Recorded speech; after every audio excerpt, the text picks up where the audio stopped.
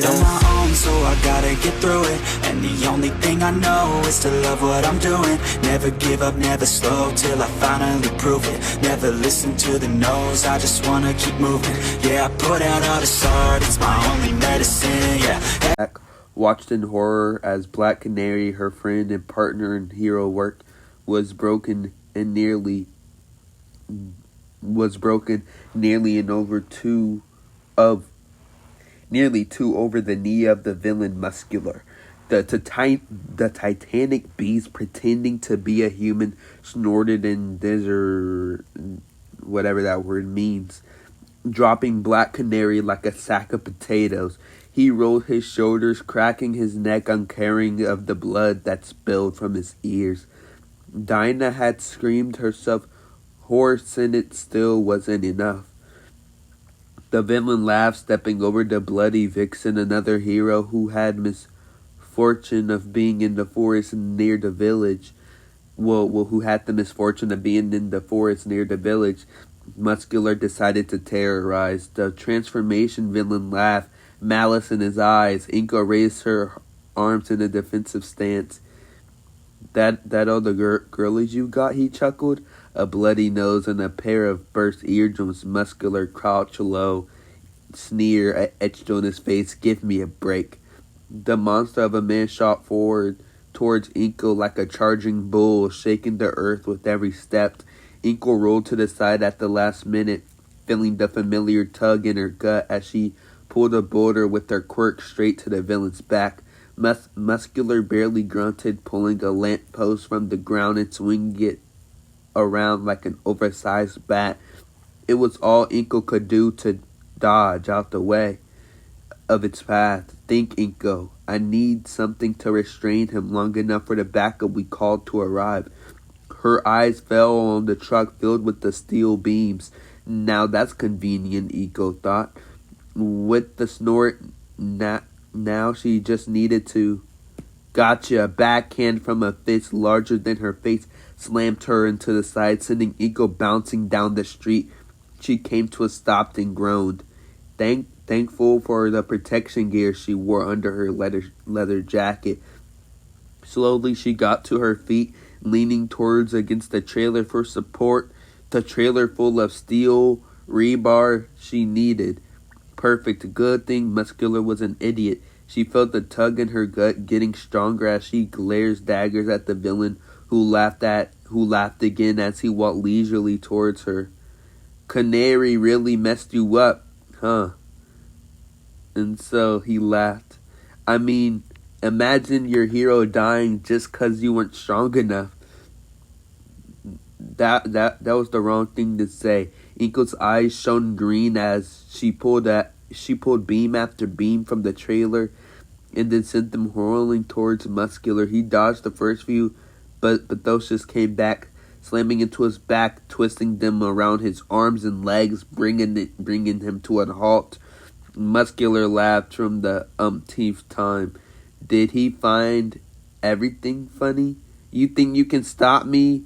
I'm Muscular! More muscle fibers sprouted from his body, forming around the beams already there.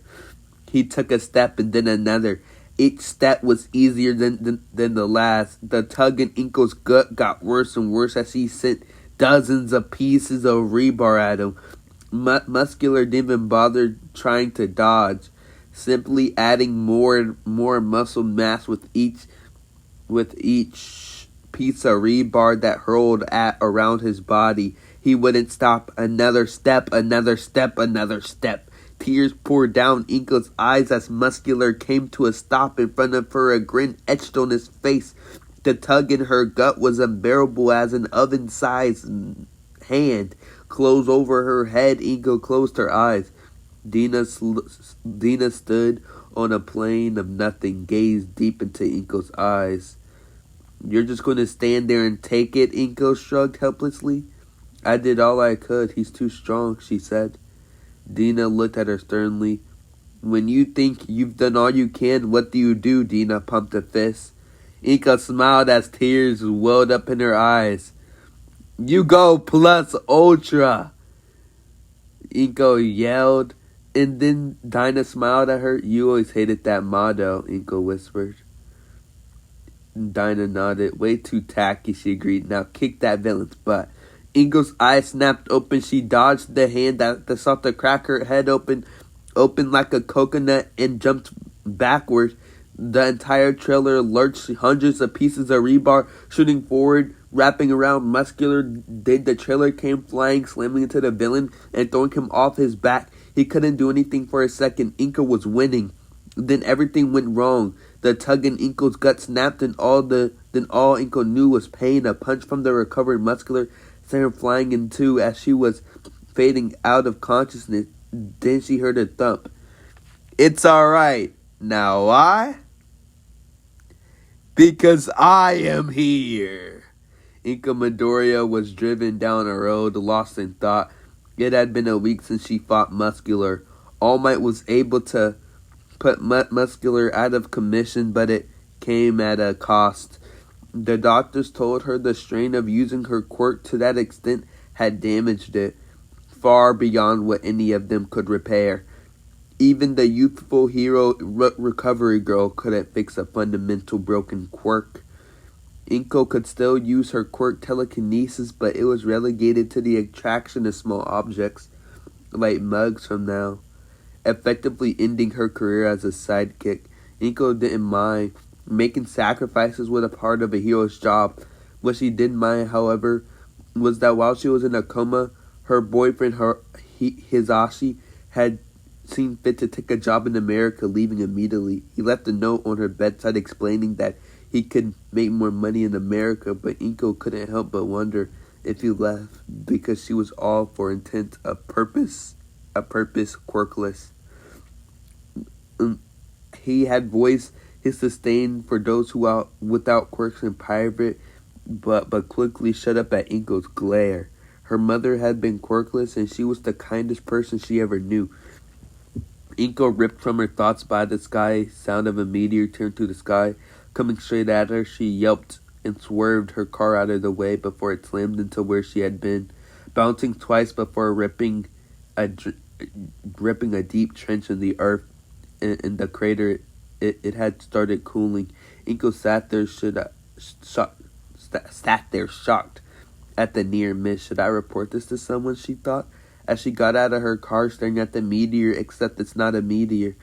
She realized as she drew, the thing that almost killed her was like anything she had ever seen before. Sleek and curved with a powerful looking thruster in the back.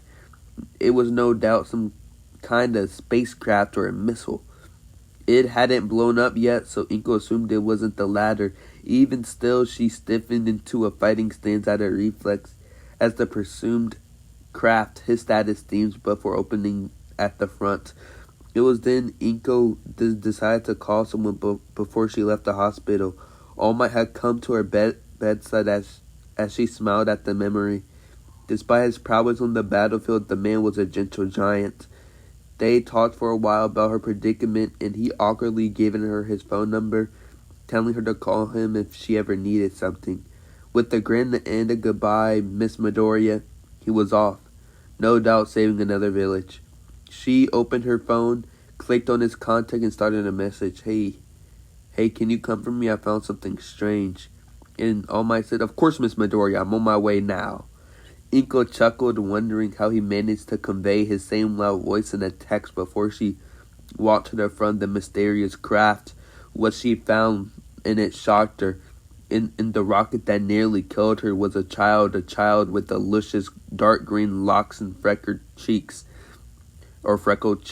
fast asleep in a pile of black blankets. Inko stared at it, wondering how it got here. It looks kinda like me, she thought idly.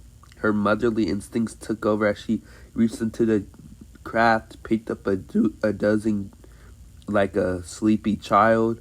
He was damp and cold, as if he'd been covered in ice. I wonder if it's a girl or a boy.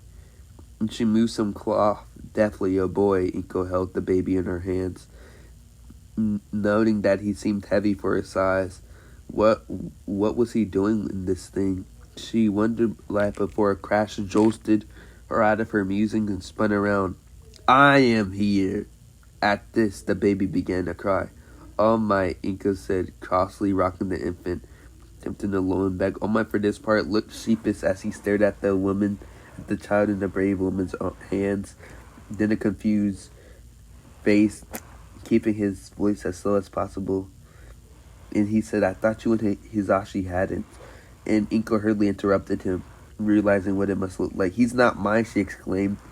Inko then explained everything that happened on her drive. All Might contemplated the craft before him. All Might looked at her. I think we should tell no one of this. We have no idea what this boy is capable of or who was after him. He paused, looking back at the strange vessel. It's clear that this is an escape craft. I will take this to my house in the countryside. He looked down at her. What should we do with him? He asked, leaning down and picking up the multi-ton vessel with ease. Inko pursed her lips, looking down at the child. What should we do with him? She thought. It pained her to a minute, but before this had happened, she had no idea what she was going to do with her life. Her career as a full-time sidekick was over. Never mind a full-fledged hero. This boy needed a mother, and she needed a purpose. I'll take care of him, she thought. I'll take care of him, she declared confidently, looking up at this monolith muscle of a man who grinned at this. He thought she would. All right, he's going to need a name, he said, pointing to the infant. Inko looked down at the boy, who looked so much like her. She could already tell that she could already tell she was going to love him like she'd given birth to him herself. The infant balled into his hands into fists, grinning in sleep. Izuku. His name is Izuku Midoriya.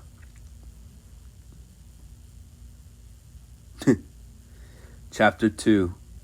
Not like the other boys. Alright, he's gonna need a name. Yeah, Izuku Midoriya. 9 months later. Young Midoriya, just where do you think you're going? A little boy with forests of dark green hair and freckled cheeks froze and turned around to the giant tower of muscle who was grinning from ear to ear. Barn, the boy said nervously, struggling to form a word. All Might raised the one eyebrow. Did you eat all your lunch? As Izuku nodded. Even the broccoli? The brawn man questioned mischievously, noticing the guilt on the green-eyed boy's face. And so he said, you wouldn't want me to tell your mother about this, would you? Izuku's eyes widened, shook his head as he rapidly nodded, staring at his captor. Well, then you better finish it before she finds out. Izuku gave a look at the disgust before it turned into resignation as he followed All Might back to the ranch house in the middle of the Japanese countryside. It was all built by All Might himself, not wanting anyone to know where he hung his cape, so to speak. When he was in America making a name for himself, he stayed in a house nearly identical to the one before him. He loved it so much when he returned to Japan, he immediately started working on one of his own. It had taken years, but it was finished. Now it housed the woman and her hyperactive kid. When they arrived in the kitchen, Izuku ran to the bar where he left the broccoli and inhaled it, his hands moving faster than the normal eye could see. Within seconds it was finished. Now that wasn't so hard, was it? All Might asked. Izuku shook his head, a sheepish grin on his face, and then All Might said, alright, you can go play now. Be careful or your mom will kill me, All Might explained, only partly joking. He'd only seen Inko once in the past year he had known him, and that was once enough. The green-haired boy ran out. All Might sighed, sitting down. He hasn't slept in 3 days on the account of villain attacks throughout the country. It had been weeks since he had returned home. Busy as the number one hero, he returned just in time to catch Izuku sneaking through the field. Broccoli was a lucky guess. All Might smiled. He's such an energetic kid. I wonder what his quirk will be. He was right out of his musings when Inko walked into the kitchen with a basket of clothes on her hip. She looked at an empty plate, then All Might smiling. You got him to eat it? She said happily. I only had to threaten to tell you, Miss Midoriya, All Might said, his voice filled with humor. She smiled again before her face turned serious. We need to talk. All Might looked at her and nodded. He already had an idea what was on her mind. Izuku needs friends of his age. I appreciate all the help that you've done help us, but that doesn't change the fact that there's no one here but us. Oma had built his house in the valley of West the Kiso Mountains. It was isolated but within range of most of the country for All Might. The government had given the land and surrounding woods as thanks. The tired man nodded, speaking softly. If that's what you think is the best course of action, I won't stop you. Where will he go? Mustafu, she finally said. UA is there. All Might nodded.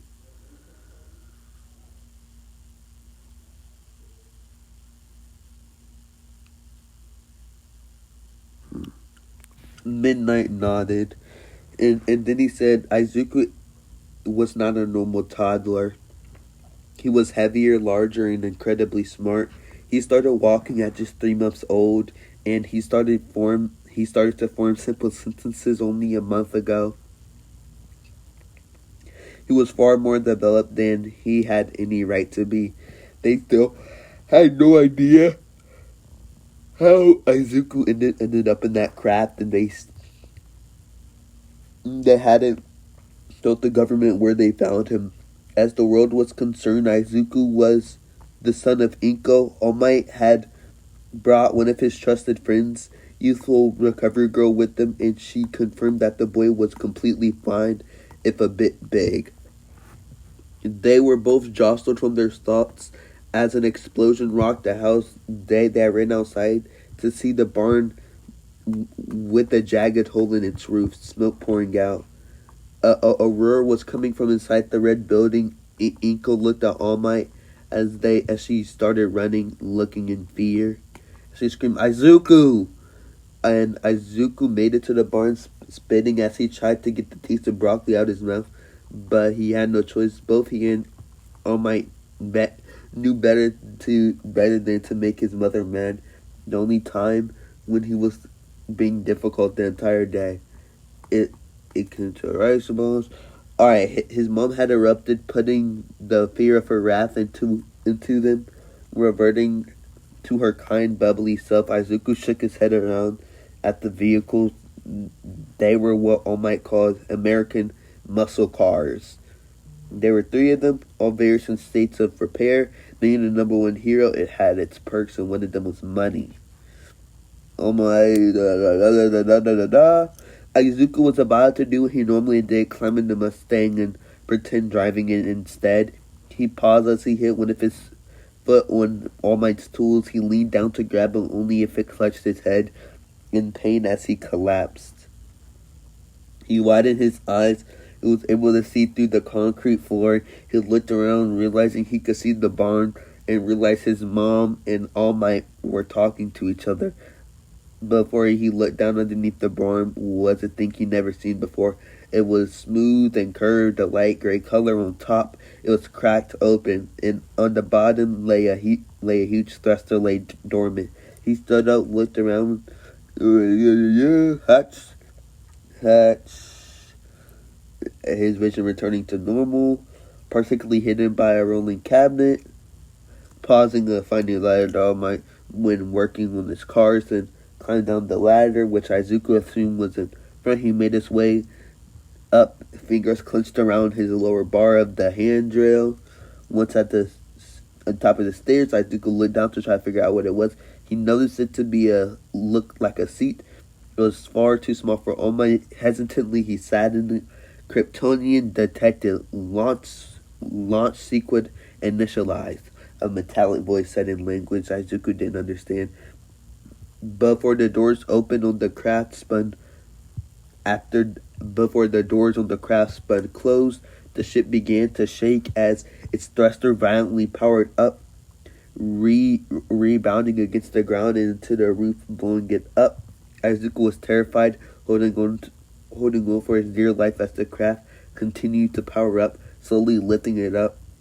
And then, basically, Izuku gets saved by All Might. And then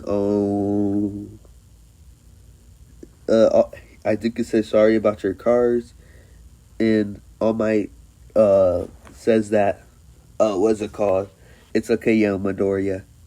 And then All Might was shocked. He must have one hell of a quirk, he said.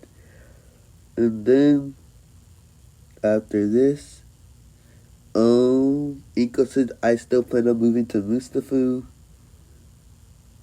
I have money through my sidekick work in life, insurance from my parents. That'll last us a few years until I can figure out what to do for the rest of my life. She paused, but All Might did not comment. You've been a great help for and a good friend for past years.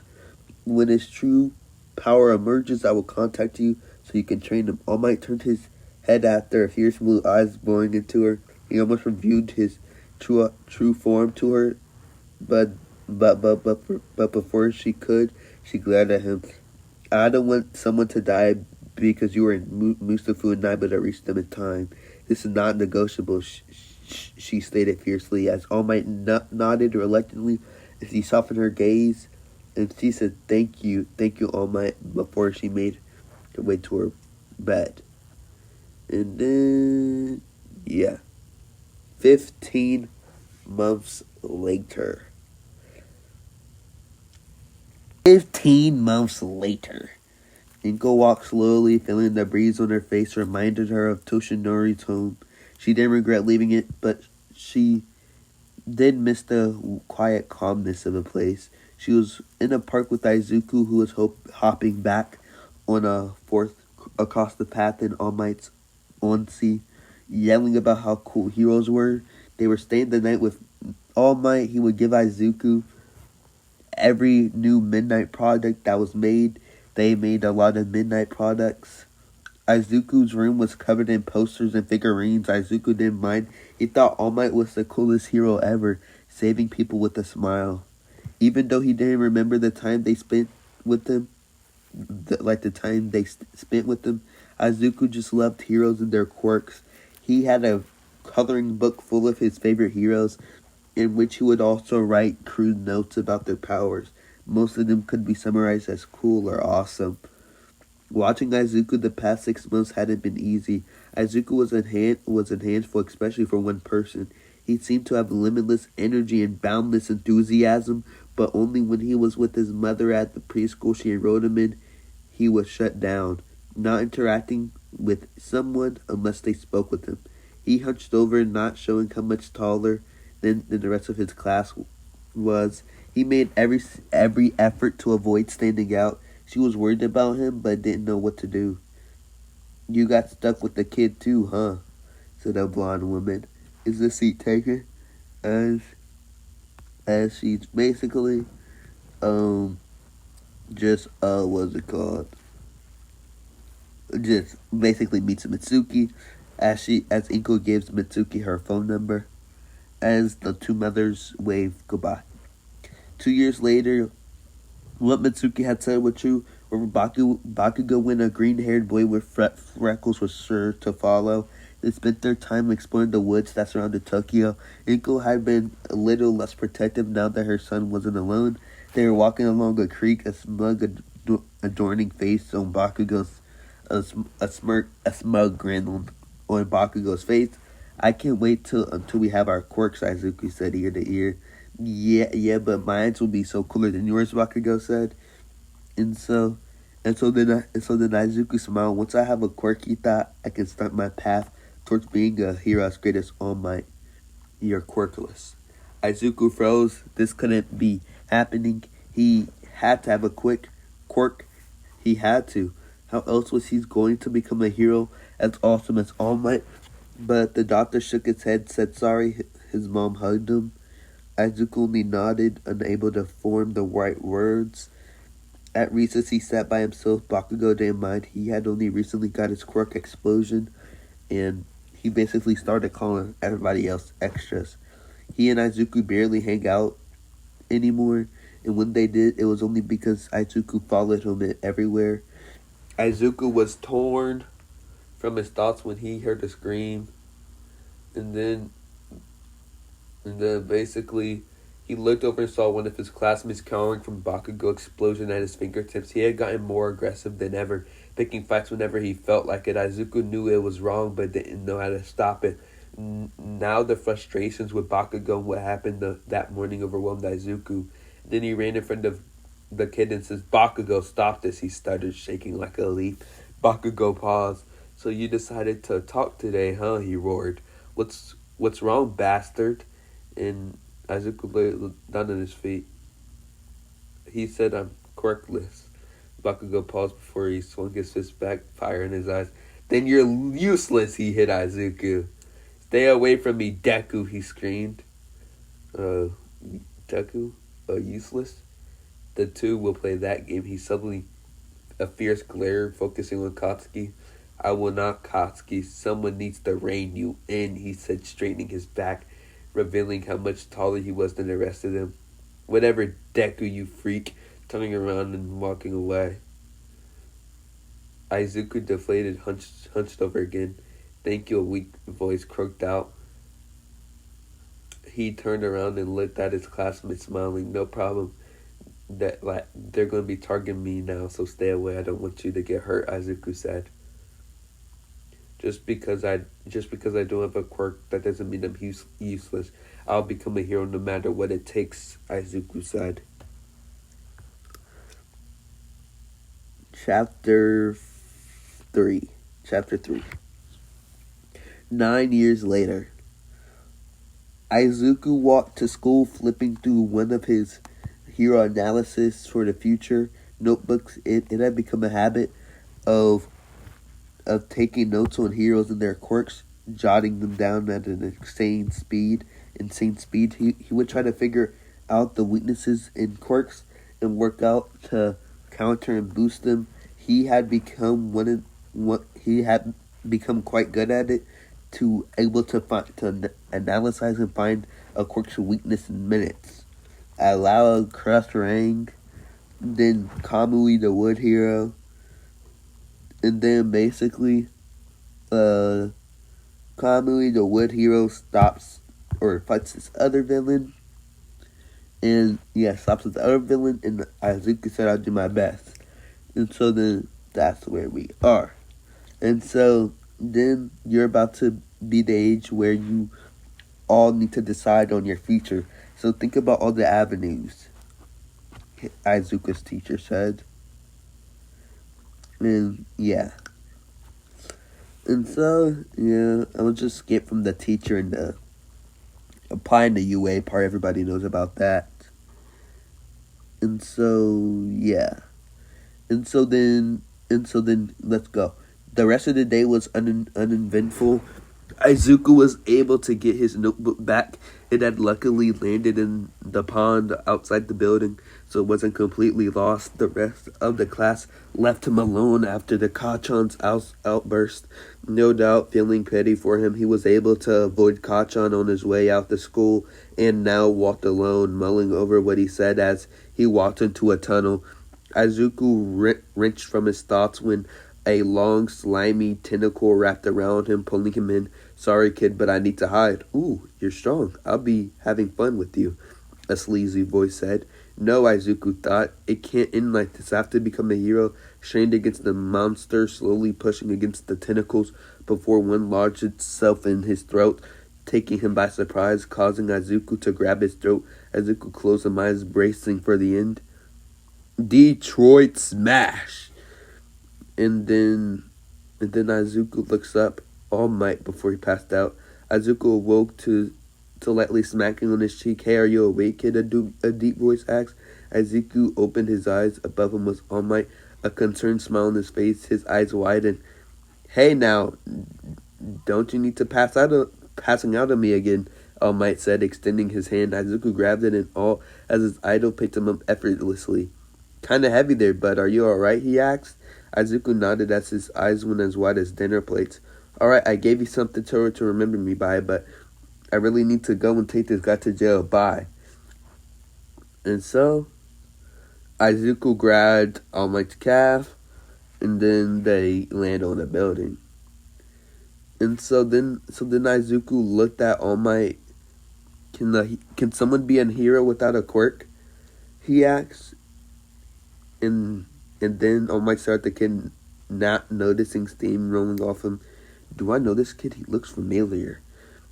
The kid in question was rambling at top speed. All Might could barely understand him. And then All Might's voice stuttered out. Oh, no. And then Deku asks, who are you? Where's All Might? He yelped. All Might sighed, speaking in a serious voice. I am All Might, young man. You know how guys at the beaches, he does that beach analogy. And then a few minutes later, Izuku held his dream, walked his head low, his dream shattered. He heard the explosion of the distance, but was so lost in his misery that he didn't notice his legs carrying him to it out of habit. Izuku looked up, seeing the crowd form.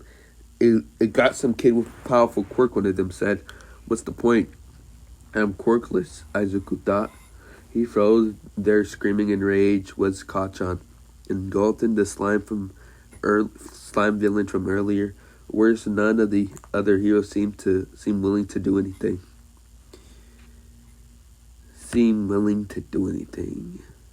Huh. And so then Bakugo said, "Bastard, I'll kill you!"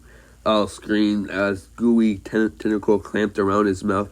They're not going to do anything, Izuku thought, eyes widened in horror. The other heroes sat helpless, waiting for someone to save the kid, but there's a new one coming. Izuku thought, noticing All Might on the side of the crowd, green eyes staring at the blue ones, and noticed the defeat in them. Izuku's legs moved on their own accord, and appearing to be a blur to anyone else. He didn't know what he was doing. He just couldn't help himself. Deku, you bastard! What the hell are you doing here? I have to help you, even if you don't want to. Deku yelled back, tears in his eye, because that's what being a hero means. As he grabbed Kachan, pulling on him with all his might, flinging him towards the heroes. Dang you, kid! Like the villain screamed, whipping his tentacles towards Izuku. Izuku pulled back his fist and screamed, thrusting it forward. At the same time, All Might appeared. Detroit Smash! Both of them screamed. As they both screamed, the wind howling as an air blast blew the monster to pieces, blowing a hole in the cloud above. All Might put a hand on Izuku's shoulder, a wide smile on his face. I am really pathetic. I should have remembered to practice what I preach, but now I must go. Turn around and face a silent crowd. And then Izuku walked alone, dejected than ever.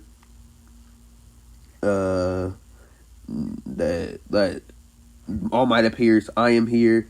I need to think. And then Izuku yelped, "Are you okay?" he asked. And then All Might said, "Before continuing, young man, I need to thank you. You reminded me of the responsibility heroes have to risk their lives regardless of what their quirk is. So for that reason, I must retract what I said earlier." Izuku looked at him, tears streaming down his face. "You can become a hero, too. And I don't believe you're quirkless as you believe." At Izuku's puzzled face, he explained, "That air blast wasn't just made by me. You have incredible strength for a quirkless kid, albeit uncontrolled. I can help you with that." Izuku was shocked. No one had ever said something nice to him before. What was his angle? What did he gain from this? What should he... Hey, Izuku looked at All Might, who was in his full size before he collapsed again. "That's a little creepy," Izuku commented. "Now, tell me what your name is," All Might asked. "Izuku Midoriya." All Might said, "What?" All Might stared at the kid in front of him. This boy is young Midoriya, he thought incredulously. Now that he was looking, he could recognize the emerald eyes and freckled cheeks he had come to know during his brief visits at the house all those years ago. He could tell Izuku didn't remember him, and his mom obviously never told him. I see. She didn't want young Midoriya to hear to go and brag about knowing me. Even if they didn't believe him, they would tell people, and eventually someone would go after him, would believe and go after him. Very wise, Inko. I will honor your wish. Are you okay? Like the green-haired teen wordly. And so the lengthy Brown shook his head. He shook his head, yes, I just had a friend named Izuku many years ago. Nothing to worry about, Yamadoriya. Izuku nodded as a confused look on his face. And then All Might said, he's just as sharp as ever, he said, motioning for Izuku to do the same. You know Dagobah Municipal Beach, young Midoriya? Izuku nodded his head. Alright, meet me there tomorrow at 5, he said. And so AM Izuku stuttered, and All Might said, you want to be a hero, right? And Izuku nodded, and then All Might said, I thought so. I'll see you then. And then Izuku goes to Dagobah Beach, and that's where we'll pick up the next part.